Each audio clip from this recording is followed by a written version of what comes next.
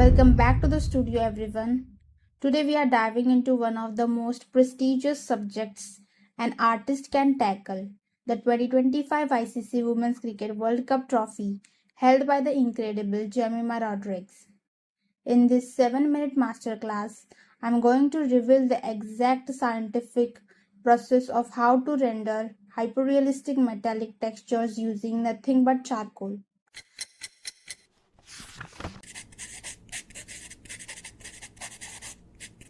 We aren't shading, we are manipulating light, contrast, and reflections to turn a 2D sketch into a 3D masterpiece.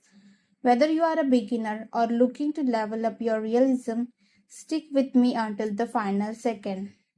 Because the secrets to a chrome finish are hidden in the layers. Let's build this trophy from the ground up. As you see here, I started with the precise grid method outline. When drawing a complex metallic object like a World Cup trophy, symmetry is your best friend. Any slight tilt in the cup or the handles will break the illusion of realism. Once your proportions are locked in, we move to the most critical stage, the base layer. I am using a soft bristle makeup brush to apply a fine wheel of charcoal powder. Why powder first? Because metal is smooth. If you go in with a pencil immediately, you will catch the tooth of the paper and create texture. We want a liquid look. This light gray base layer acts as your local color, the midtone that ties the entire drawing together. Now look at the center of the trophy. Why does it look shiny? It's because of high value contrast. In art, metal is simply the meeting point of the brightest whites and the deepest blacks with very little transition in between. Notice how I am using the monozero eraser to carve out sharp vertical highlights. This isn't just erasing, it's drawing with light. These techniques aren't just for trophies. You can apply this exact logic when drawing the chrome of a classic car, the shimmer of a luxury watch, or even a gold wedding ring. The secret is the hard edge. Metal reflects its environment, so the reflections need to be as sharp as the objects around them. As I move into the second and third layers of the trophy, I am switching to my soft charcoal pencil. This is where we define the core shadows. I'm marking the areas where the trophy curves inward. Pro tip: always map your darks before you blend. If you blend aimlessly, you will lose your highlights.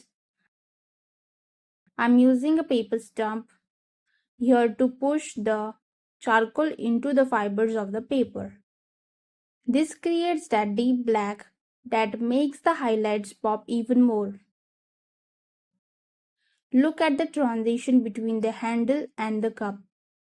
Notice that silver of light? That's reflected light. Even in the darkest shadows, metal catches light from the opposite side. That tiny details is the difference between a drawing and a photograph. Now let's talk about the top layer, where the text is engraved. This requires a hard charcoal pencil. A hard pencil holds its point, allowing for the micro details of the trophy's inscriptions.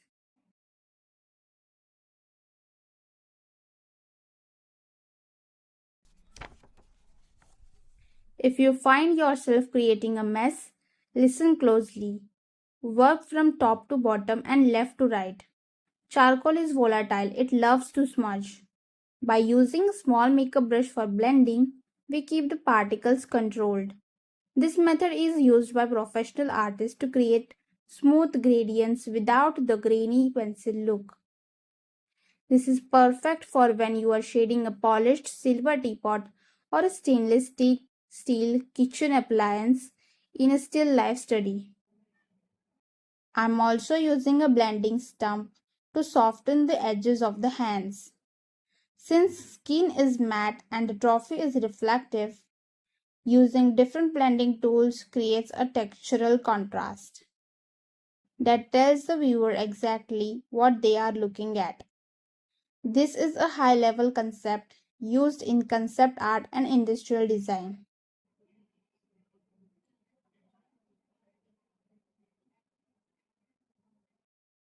This is more than a drawing, it's a tribute to the 2025 World Cup champions.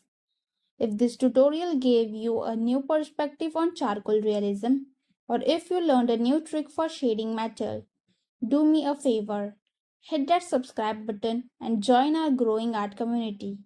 I'm dedicated to helping you master the science of art. We are entering the final home stretch on the lower band and the base. Notice the circles where the names of the winning nations are etched. I am using a kneadable eraser for the soft reflections and the mono zero eraser for the specular highlights. Specular highlights are those tiny blinding white dots where the light source hits the metal directly. Without those dots, your metal will look like plastic. Drop a comment below with the word champion so I know you made it to the end. And let me know what metallic object you want to see me draw next. A chrome engine? A diamond ring? You decide. We are putting the finishing touches on the base, adding those last dark layers to ground the trophy. Look at the final result. The way the light dances across the surface, the depth of the charcoal and the triumph of the movement. Keep practicing, keep layering, and I will see you in the next masterclass. Thank you for watching.